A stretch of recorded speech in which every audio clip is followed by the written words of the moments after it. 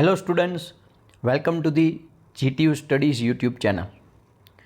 જેમણે પણ diploma semester 1ની અંદર મિકેનિકલ એન્જિનિયરિંગની અંદર એડમિશન લીધું છે અથવા રાઉન્ડ 2માં જેમને મળવાનું છે, એમને મિકેનિકલની અંદર સેમેસ્ટર 1માં કેવા સબ્જેક્ટ આવી શકે છે એનું થોડુંક ડિસ્કશન કરશું અને કયા સબ્જેક્ટમાં કઈ બુક લેવી જેથી કરીને એમને હવે થોડાક દિવસમાં સ્ટડી કરવાનું આવી શકે છે તો એ શરૂ કરી દેવું જોઈએ બુક લઈને.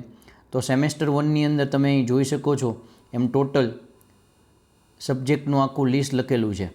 એમાં જે મેં સ્ટાર કરેલા છે એ સબ્જેક્ટ ખાસ હું તમને ઓબ્ઝર્વ કરાવીશ, કારણ કે સ્ટાર કરેલા સબ્જેક્ટની જ તમારે કોલેજની અને છેલ્લે GTUની યુનિવર્સિટીની ફાઇનલ પરીક્ષા રિટર્નમાં એટલે લેખિતમાં દેવાની હોય છે. બાકી કોઈ સબ્જેક્ટની બહુ ચિંતા કરવાની હોતી નથી, કારણ કે કોલેજની અંદર જ એને રિલેટેડ ગાઈડ કરી એને જે વર્ક આપે છે એ કરી દેશો એટલે પાસ થઈ જશે.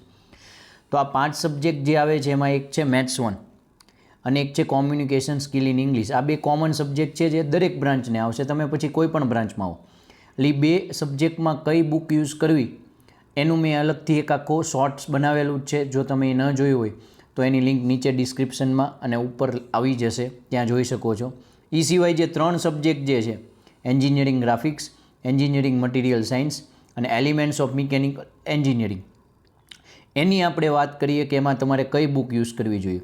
એની જે અહીંયા ડિટેલ લખેલી છે એ કયા સબ્જેક્ટમાં કેટલા માર્ક્સનો રહેશે એ પણ તમને જો એ માર્ક્સ સિસ્ટમ સમજવી હોય તો એનો આપણે આ જે 2 સબ્જેક્ટ હતા કોમન એનો એક વિડીયો બનાવેલો છે, એ જોઈ લેવો. હવે આ 3ની અંદર તમારે કઈ બુક યુઝ કરવી જોઈએ એ આપણે અત્યારે જોઈએ છીએ. તો આ રીતે મેં આખું ટેબલ બનાવીને અંદર આપી દીધું છે કે સેમેસ્ટર 1 મિકેનિકલની અંદર જે બીજા 3 સબ્જેક્ટ જે મેં કીધા એમાં એક આવે છે એન્જિનિયરિંગ ગ્રાફિક્સ, એટલે ડ્રોઈંગ રિલેટેડ સબ્જેક્ટ છે જેમાં મિકેનિકલનો ખાસ શીખવા જેવો છે. એમાં અતુલ પ્રકાશનની તમારે બુક યુઝ કરવાની છે.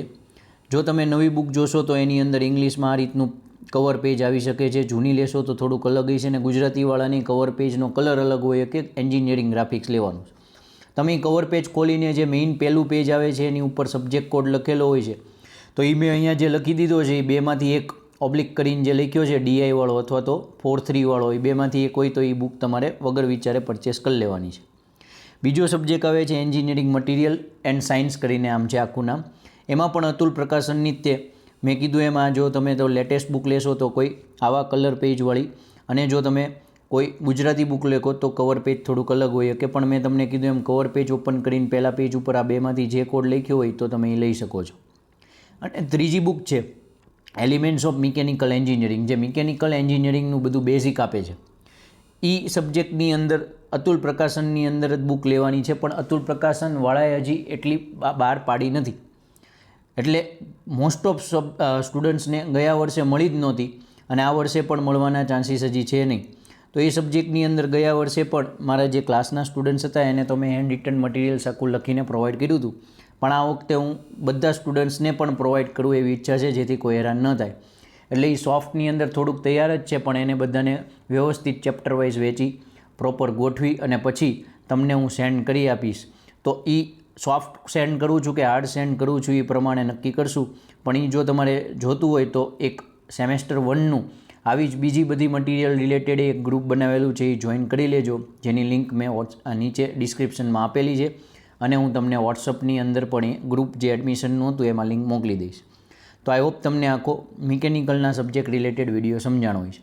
તો આ સિવાય પણ કોઈ પણ ડાઉટ છે તો તમે કોન્ટેક્ટ કરી શકો છો. અને જો તમે ભાવનગરની અંદર જ BPTI કે કોઈ પણ કોલેજની અંદર ભણવાના છો અને મિકેનિકલમાં સારામાં સારા તમારે જો શીખવું હોય, એન્જિનિયર બનવું હોય, તો મિકેનિકલના દરેક ફંડામેન્ટલ્સનું સાવ એટલે સાવ કમ્પ્લીટ નોલેજ સાથે હું સ્ટડી કરાવતો હોઉં છું, તો મારો કોન્ટેક્ટ તમે કરી શકો છો. તો આઈ થિંક આટલો તમને ઇનફ હશે વિડીયો સમજાવો. તો વિડીયોને લાઇક કરજો, બધાને શેર કરી દેજો અને સબસ્ક્રાઈબ કરાવજો GTU studies channel. Thank you.